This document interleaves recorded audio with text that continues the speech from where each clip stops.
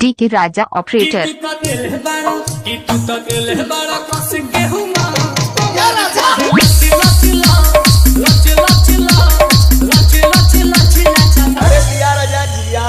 उतर जाएगी कानून नई दुल्हन का गौना कच्चे उम्र में हो गया। कच्चा उम्र कितना कहले भाई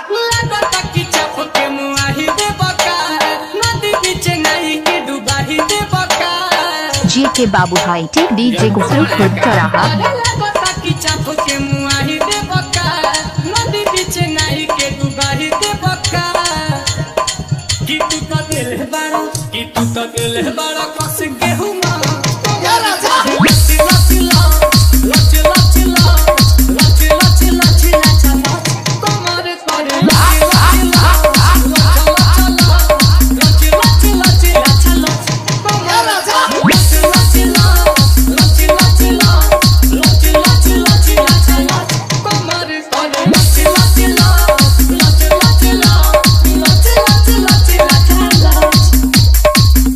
जी के बाबू भाई टेक डीजे गुस्सू खुद चौराहा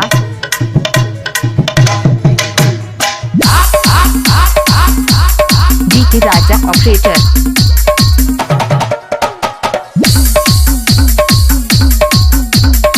जी के बाबू भाई टेक डीजे गुस्सू खुद चौराहा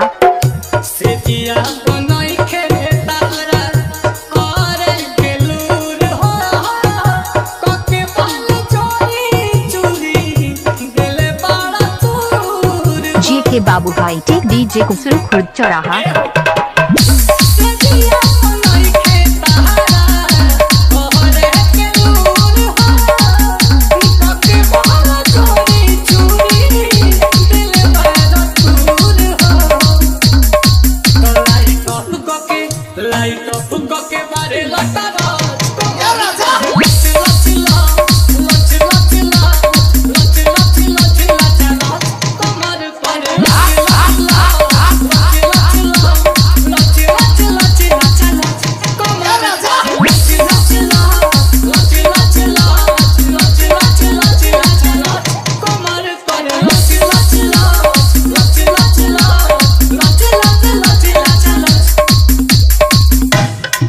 जी के बाबू भाई टेक डीजे गुस्सू खुद चौराहा डी के राजा ऑपरेटर